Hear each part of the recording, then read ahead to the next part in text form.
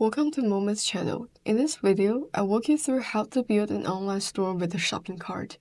We'll cover everything from the data structure and UI to some of the key logic. This demo project includes essentials like login, product listings, shopping cart, and payment. Once you grasp the basics, you'll be able to scale it into a full marketplace or more. This project took me about 2 to 3 hours, and now let's dive in to see how to build it. First of all, we enter the personal center and create a new project.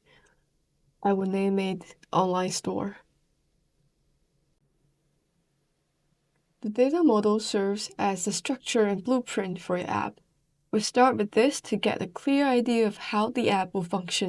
We'll create 4 tables for this online store.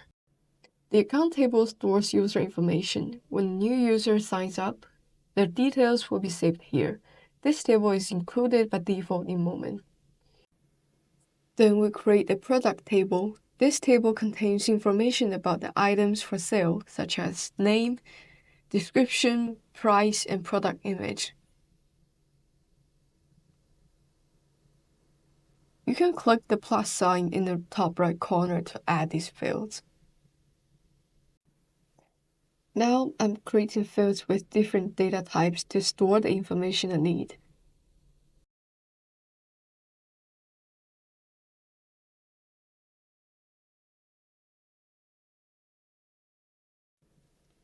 Now I'm creating the shopping cart table. This table holds items that the customer wants to purchase. It will include the quantity and prices of the products in the cart.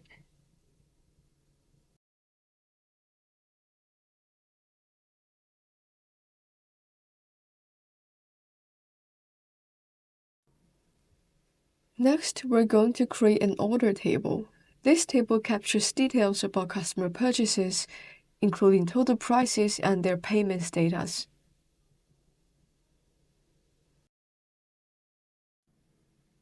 Once we create the table, we can add the plus sign to add fields we want.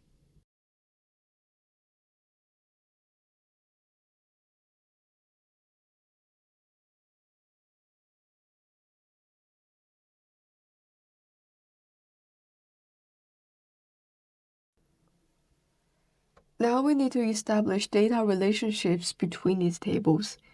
They are like connections that show how different pieces of information relate to one another. This helps us to organize, retrieve, and manage data more efficiently. We first select Product Table, add a one-to-many relationship with the shopping cart table. A one-to-many relationship means that a single record in one table can be associated with multiple records in another table. In this case, a product can be added to many shopping carts of different users. Once the relationship is added, you can see the connection below the table. Then, in the account table, we add an one-to-many relationships to the order table. Because one customer can have multiple orders.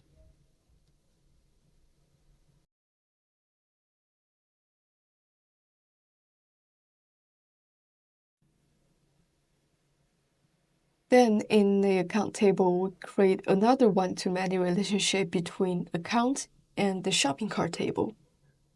And that's because one user can have multiple shopping cart records.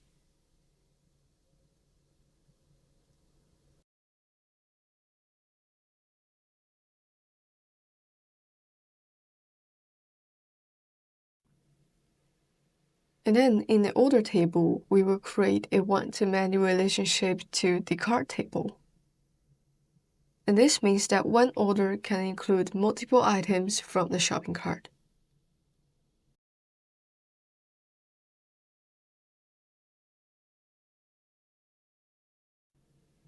And that's basically the data model. Once we get the data model set up, we need to update the backend.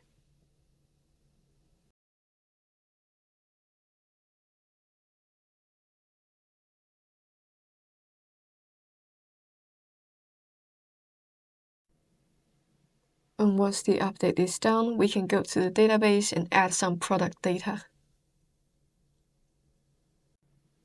Click Insert Row on the top of the database, and then we can just fill in the information in the corresponding fields.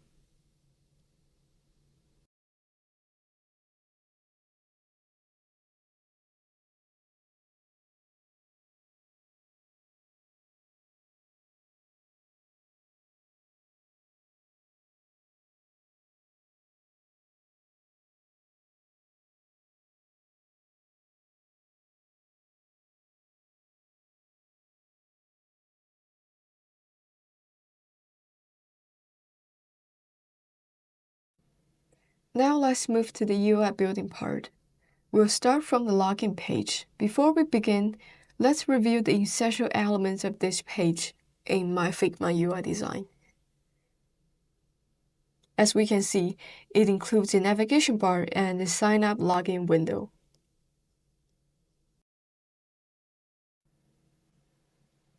First, we'll get started with the navigation bar. Add a view on the page. A view can be understood as a group, so we can add several components into it and set specific layouts or styles. We'll set the view to 100% width because the navigation bar would take up the whole screen. And we set the height to 85 pixels. Here we choose fixed positioning type to ensure that when you scroll the screen, the navigation bar always stays on top. We'll notice that the elements on the navigation bar still have some margin with the sides, so we add another view to hold these elements inside the larger view. Set this inner view's width to 90% and the height to 100%, which will keep the side margin consistent. Next, let's add a text component into this inner view. I will make this text my icon, but you can also add your own icon image here. We set the layout of the inner view to horizontal and make it space between so the elements will appear on the sides of this view. In the right corner, we have two more elements. Since the gap between these two is much smaller, we'll add another view to hold these two. We set the width to 30% because it only takes up a little bit of space.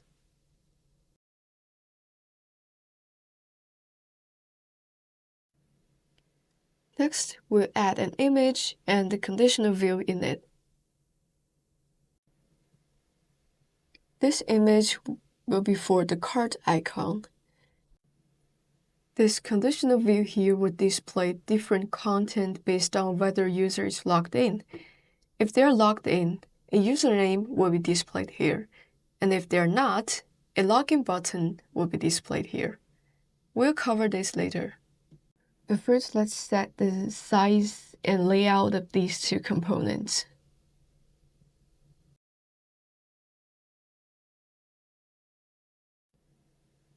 Once we get that down, let's complete the content of these elements. First, we will add the brand name, which I'll call it store. You can just directly change the content on the right sidebar and set the size, font, and color. Always remember to rename your components or pages, otherwise they'll look the same and be hard to find.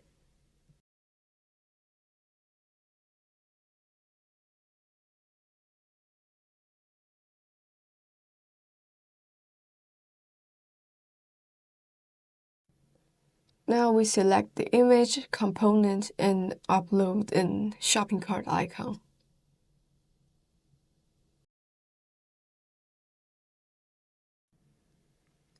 Next, we'll configure the conditional view. Here, I wanted to have two cases, one for when the user is not logged in, and one for logged in. The condition here will be whether the user is logged in. We select logical data if logged in. It's true means that the user has logged in. It's false means that it's not.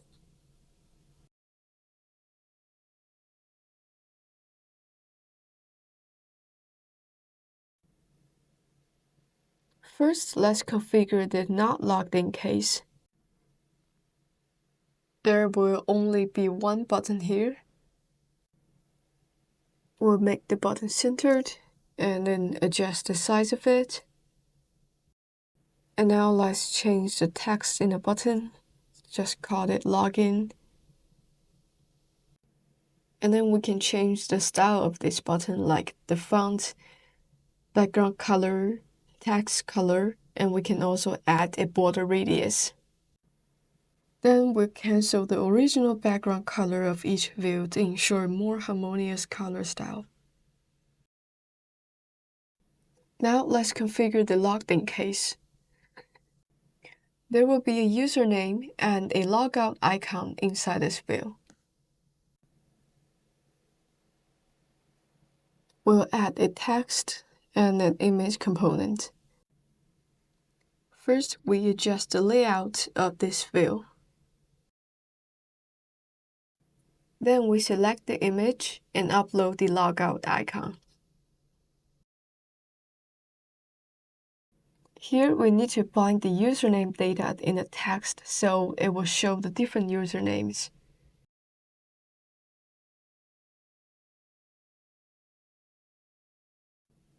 Once all the components are done, we adjust the whole layout in this navigation bar to make it look better.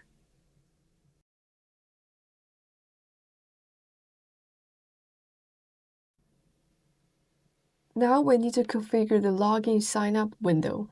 Add a view because we need to set up their layout together. I want to make it a conditional view so that users without accounts can head to sign up. We'll add two cases here.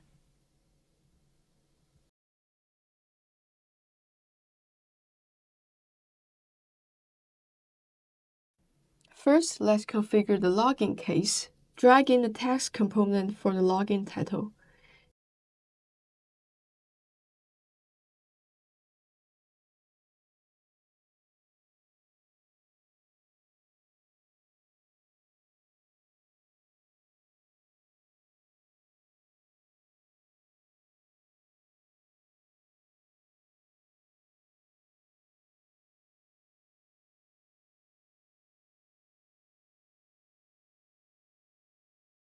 Then, drag in another view for the text and input boxes. As you can see, the text and input boxes are laid out horizontally, but the username and password fields are laid out vertically.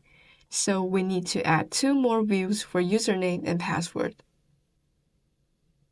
Drag in a text and an input box for both. Adjust the layout and rename everything.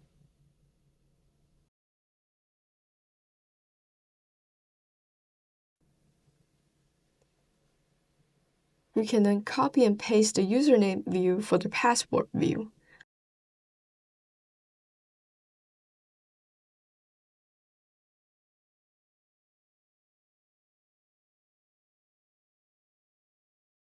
We also need a link to ensure that users without accounts can access the sign-up case. So we add a text component for it, change the color to make it more prominent. Here we need to add an action so that clicking it can switch to the other case.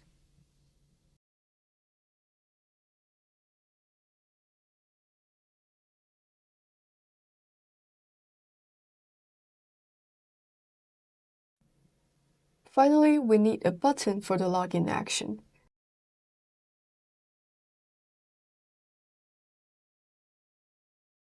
Configure the username login action.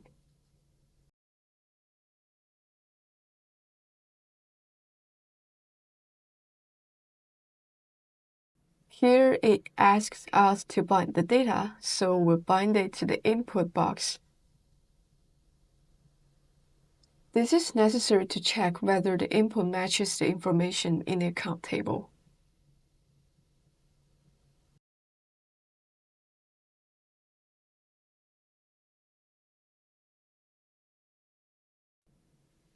we'll add the product list page here, so when the user is logged in, they can be directed to the page.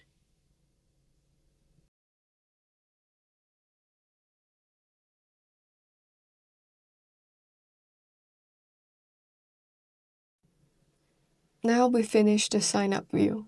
Actually, we can just copy and paste the components from the login case because they basically look the same. Remember to rename them.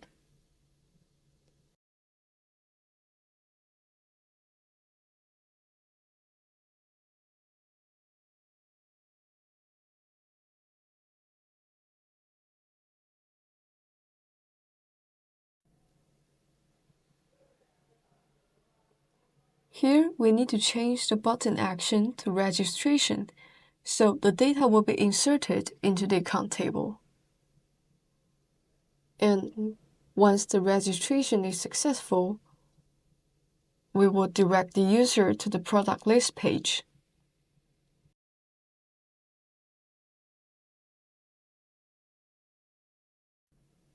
Now this page is basically done. Let's click Mirror to see if we need to change anything.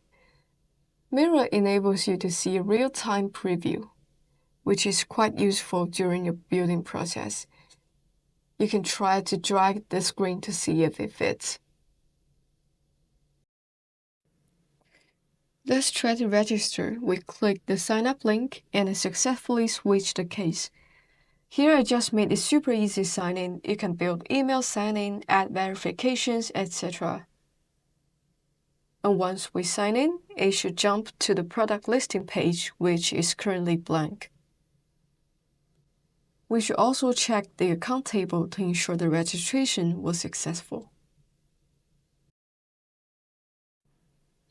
Now let's do some final adjustments to the navigation bar. We need to add some actions to the buttons and icons so they're clickable. And we can also add a border for aesthetic purpose.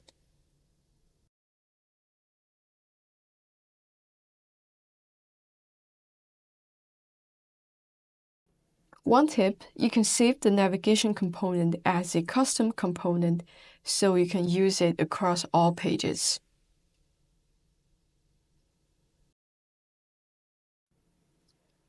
Let's get started on building our product listing page. First, we'll add the navigation bar we saved earlier. It's a great foundation to work from. If we take a look at our UI design in Figma, we can see it's split into two main parts: the navigation bar and the product listings. We have already tackled the navigation bar. We can jump right into setting up the product list.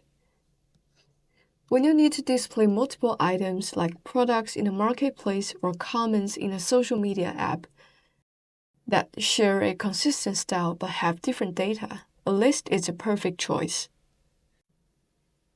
We drag a list onto the page and let's give it 4 columns. You might notice a little error message pop up in the top right corner. That's because we haven't connected any data yet.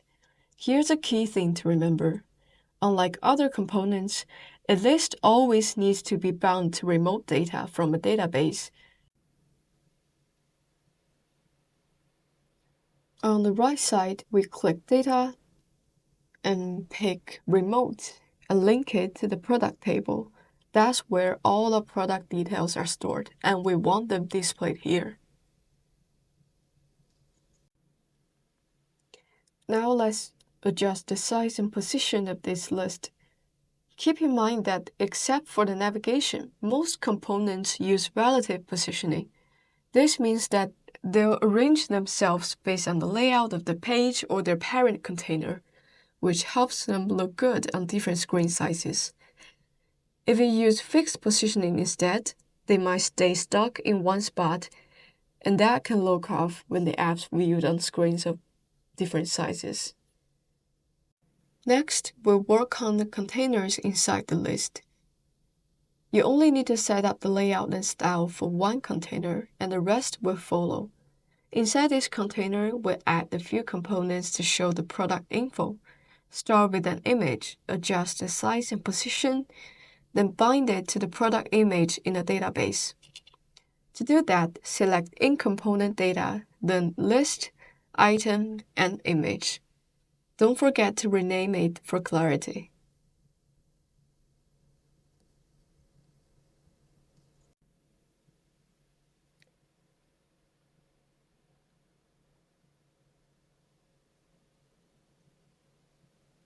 Then we add several text components for the product name and description. Once you adjusted their style, bind them to the right fields in the product table using in-component data again.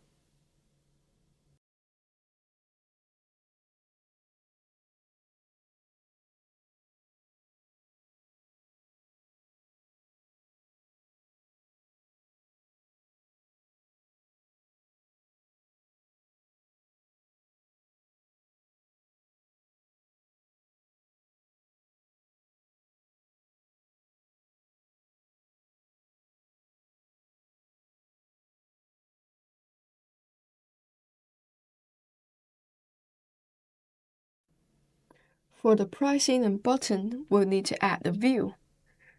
Why a view? Well, the list lays everything out vertically by default, but we want the price and button to sit horizontally side by side. A view lets us control that layout. Drag a text component into this view and bind it to the price. For the button on the right, we use a conditional view to create a cool effect. When a user adds a product to the cart, the button turns gray and shows that it's already been added. A conditional view lets us show different content based on specific conditions. This conditional view will have two cases, one for when the product hasn't been added, and one for when it has been added to the cart. For the not added case, we set the condition to check if the count of this product in the shopping cart is 0. We also need a data filter to make sure we're looking at the current user's cart. Set account equals logged in user ID. Since we've linked the account and cart tables, we can fetch this info. And then add another filter. Order is no. Means no order has been created for this cart item yet.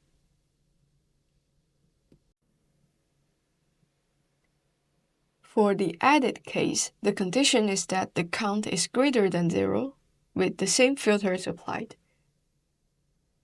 Now we add an Add to Cart button for the first case. Adjust the style and then set an action. When clicked, it adds an entry to the cart with a quantity of 1, the product's price, and its ID, and then directs user to the shopping cart page.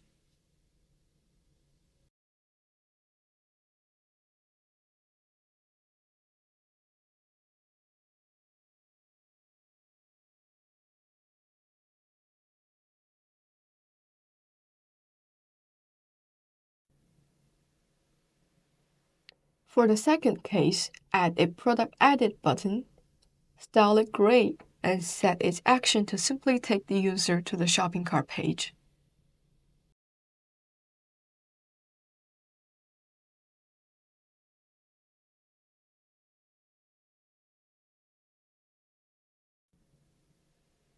Now let's preview the product list page. We add the product, and you'll be sent to the shopping cart page, which is empty for now. We check the database. The cart table should now show the new entry.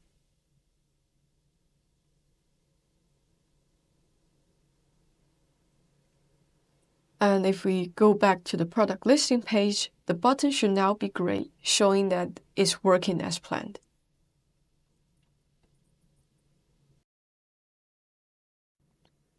Now let's build the shopping cart page. It's quite straightforward. We need a navigation bar and a list of cart items, a total price, and a checkout button. We start by adding the navigation bar we created earlier, and then drag a list onto the page. It will take up 90% of the screen. We set the height to fit so it will adjust based on the data inside.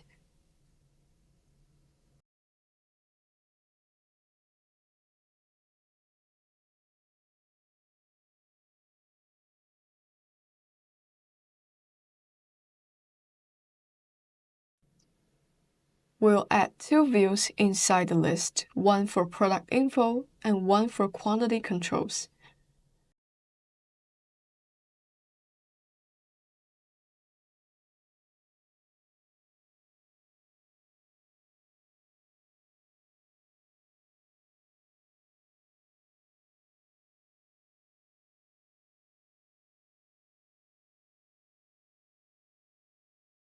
In the first view, we add an image and a text view.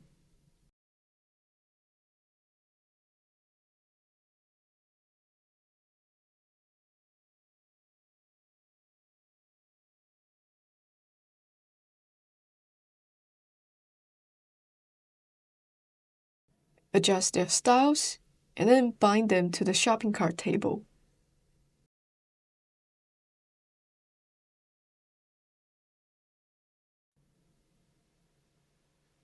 We need a filter here to ensure we are only showing the current user's data.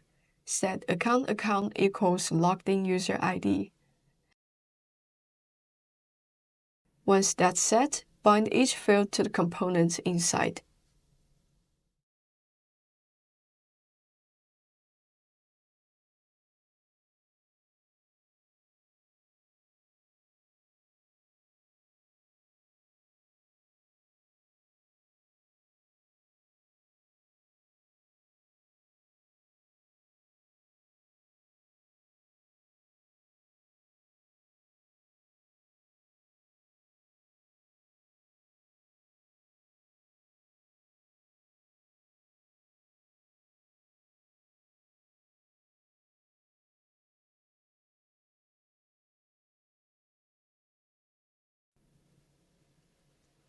For the quantity view, add two buttons and a text component between them.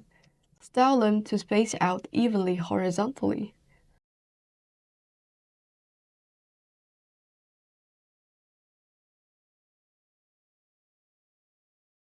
Turning the buttons into plus and minus signs.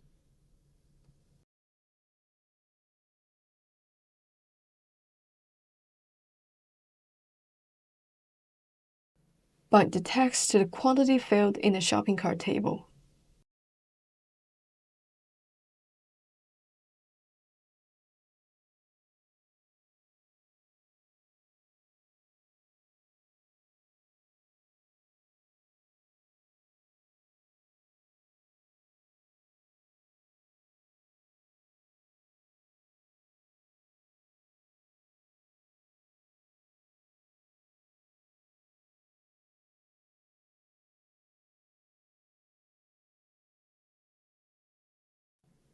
Now let's handle the actions for these buttons. The goal is that clicking them adjusts the quantity and total price, updating the cart table accordingly.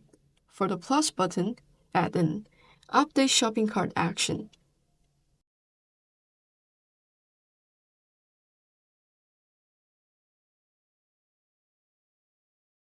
Since we already filtered this list by user ID, here we just need a filter to target the specific item's ID in the cart. Set it to increment the quantity by 1 and increase the price by the product's price.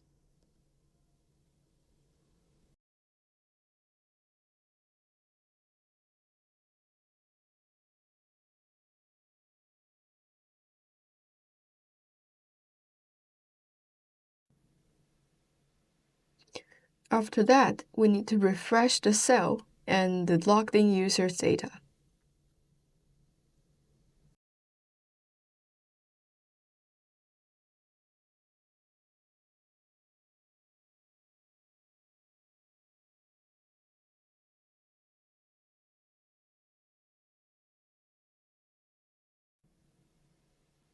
The minus button is a bit different. If the quantity is 1 and is decreased, the item should be removed from a cart. So we use a conditional action here with 2 cases.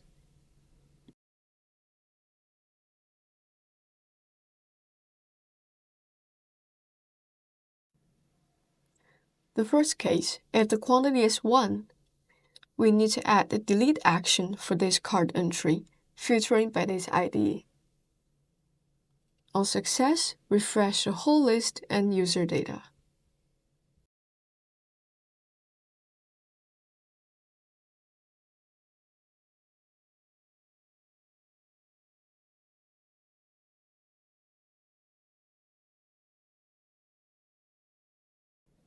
For the second case, if the quantity is greater than 1, decrement the quantity and price.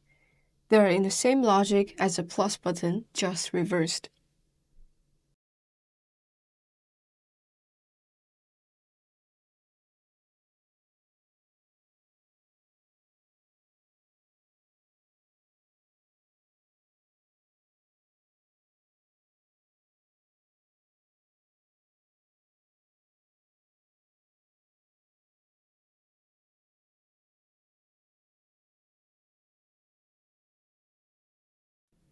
For the total price, add a view with 2 text components.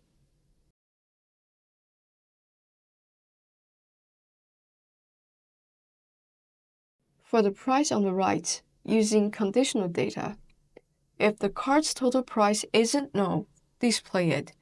If it's empty, show 0.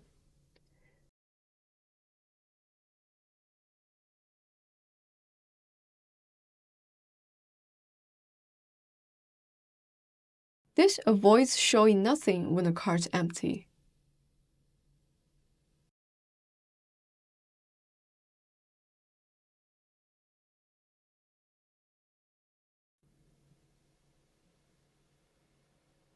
Now let's preview it. We add the product, visit the cart, and adjust the quantity. The total price updates as expected.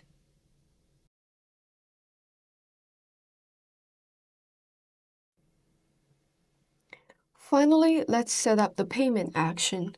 We add the white-black checkout button. Before we configure it, we need to activate Stripe in the top bar.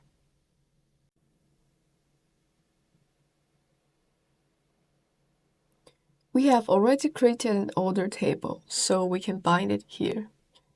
This brings up a Stripe key field and auto-generates some backend workflows in Momen. For Stripe setup, head to the site, use the text mode, and copy the public and secret keys. And then we paste them into the input boxes and save the configuration.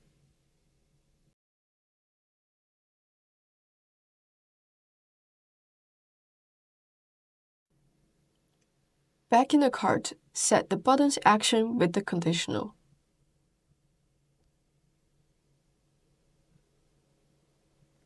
Case 1. If the cart has items, which means total price isn't null,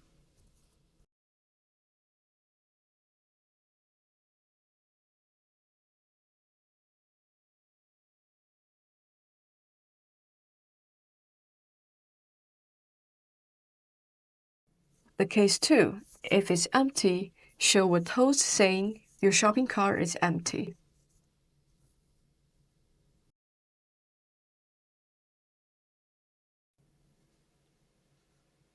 For the non-empty case, start by inserting an order.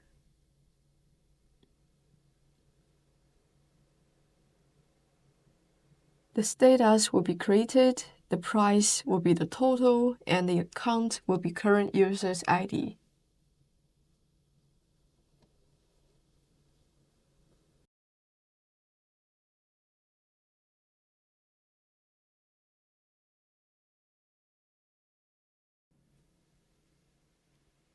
On success, update the cart with the order ID from the result data.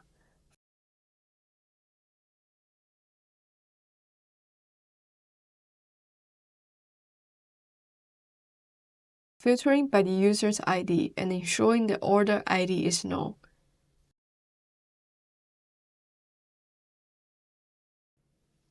In this way, we only update items without an order.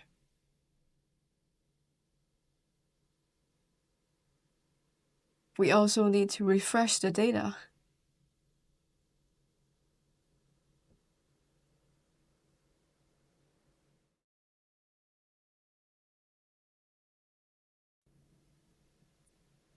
Then we can proceed to the payment.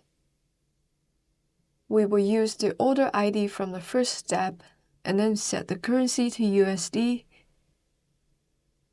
One thing to note that we need to multiply the price by 100 because Stripe uses cents, so $1 becomes 100 cents. We need to add the formula. We select multiply and multiply the order price by 100.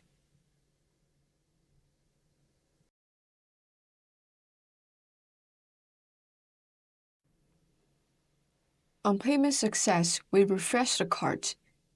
In this way, the items with order IDs won't show in the cart.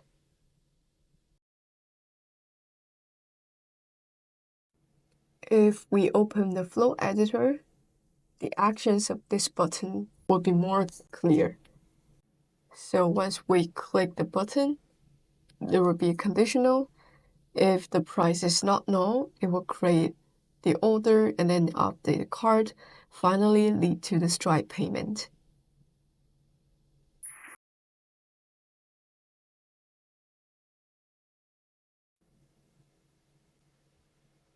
Now let's check the action flows created. We'll use the first one. It triggers when the front-end payment finishes, so it will process it in the backend. It has two conditions, success and failure. For success, we need to add a node to update the order table.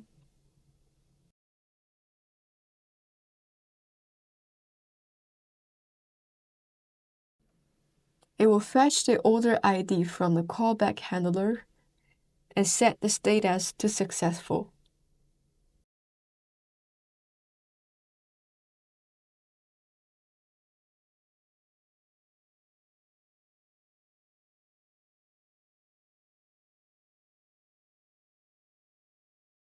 The logic of the failure case is the same, but the status will be failed. And now let's save the action flow and update the backend.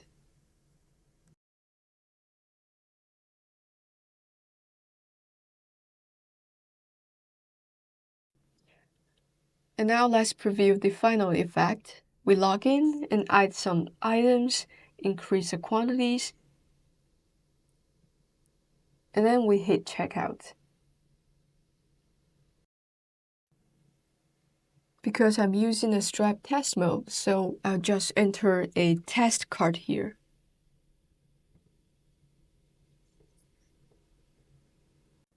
We successfully make the payment, and let's check the database. The order ID is updated in the shopping cart, and the order status is successful. And that's a wrap. Hope you enjoyed this video. Comment below, let us know your feedback or questions.